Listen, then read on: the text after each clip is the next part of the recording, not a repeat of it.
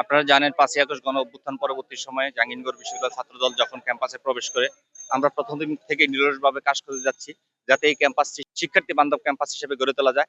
তার পাশাপাশি শিক্ষার্থীদের সাথে ক্ষমতাসীন ছাত্র সংগঠনগুলোর যাতে একটি হৃদ্যতার সম্পর্ক তৈরি হয়। শিক্ষার্থী এবং ছাত্র সংগঠন, সাধারণ শিক্ষার্থী এবং সাধারণ ছাত্র সংগঠনগুলোর মধ্যে যাতে কোনো দূরত্ব না থাকে, তাদের সম্পর্কটা যাতে স্বাচ্ছন্দ্যের হয়, সেই বিষয়টিকে লক্ষ্য রেখে আমরা সবসময় চেষ্টা করেছি শিক্ষার্থী বান্ধব কর্মসূচি হাতে নেওয়ার জন্য। তারই ধারাবাহিকতা আমরা দুটি শিক্ষার্থী বাসে আজকে দুটি শিক্ষার্থী বাসে আমরা লাইভ বাস ট্র্যাকিং সিস্টেম চালু করেছি।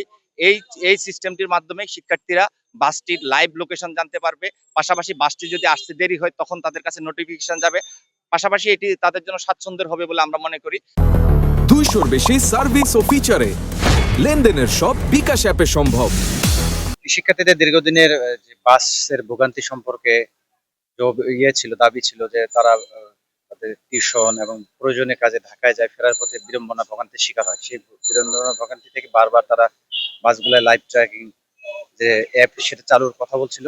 সেই চাহিদা রেখে আমরা পাইলট প্রকল্প সে দুটি বাসে নিয়েছি এবং এই প্রকল্পের ত্রুটি বিচ্যুতিগুলো দূর করে সামনে সকল বাসগুলাই হলো লাইভ ট্র্যাকিং এর আওতায় আনার আমাদের ইচ্ছা আছে। এবং পাশাপাশি শিক্ষার্থীদের যে বিগত দিনে আমরা বিভিন্ন সেবা এবং অধিকারমূলক কর্মসূচি হাতে নিয়েছিলাম, সেই কর্মসূচির ধারাবাহিকতা বর্তমানে চলমান আছে এবং সামনে চলমান থাকবে। ছাত্রদের পক্ষ থেকে এই ধরনের কর্মকাণ্ড আগে হয়েছে আমি জানি না, বিশেষ করে পরিবহন বিষয়ে আশা করি একটা বড় ধরনের পরিবর্তন আসবে। রিয়েল টাইম লোকেশন ডাটা যেটা, এটা খুব ইম্পর্টেন্ট, এবং এস্টিমেটেড অ্যারাইভেল টাইম যেটা, সেটা কিন্তু শিক্ষার্থীদের সময়কে বাঁচিয়ে দিতে পারে। এটা উভয় পক্ষের জন্যই সুবিধা।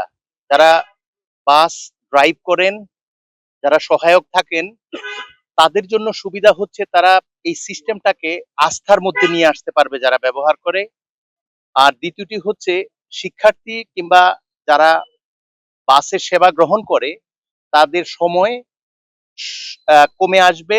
কারণ শিক্ষার্থীদের ব্যক্তিগতভাবে আমি দেখেছি যে শিক্ষার্থীরা অনেকেই টিউশন করেন, তাদের ক্লাস থাকে, এই আর্নিং লার্নিং দুটোকে একসঙ্গে চালিয়ে যেতে তাদের খুবই কষ্ট হয়। জাহাঙ্গীরনগর ঢাকার দূরত্ব একটু থাকার কারণে এই পরিবহন নির্ভরতা সাংঘাতিক ভাবে আছে অন্য কোনো বিশ্ববিদ্যালয়ের তুলনায়।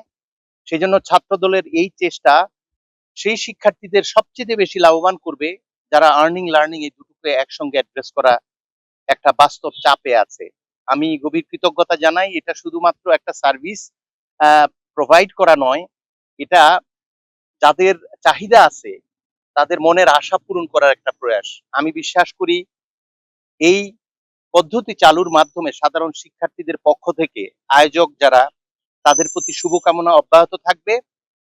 এবং আমি যে বিষয়টি বলে শেষ করব তা হচ্ছে, আমরা এরকম অনেক কিছুই শুরু করি, কিন্তু তার টেকসই হবে কিভাবে বা ওটা চলমান রাখা যায় কিভাবে সেই দিকে আমরা খেয়াল রাখি না। নিশ্চয়ই প্রশাসনের সেই দায়িত্ব রয়েছে জিপিএস সিস্টেমের সাথে সংযুক্ত করে এই পদ্ধতিটাকে স্থায়ী একটা সেবা ব্যবস্থায় রূপান্তরিত করার প্রয়াস প্রশাসন গ্রহণ করবে। ছাত্র দলের যে আয়োজন আছে তার পরবর্তী পর্যায়ে আমি বিশ্বাস করি জাহাঙ্গীরনগর বিশ্ববিদ্যালয়ের সকল অংশীজন আমাদের এই প্রয়াসে সহায়তা করবেন। এই বলে আমি লাইভ বাস ট্র্যাকিং সিস্টেমের আজকের এই আয়োজনের শুভ উদ্বোধন ঘোষণা করি।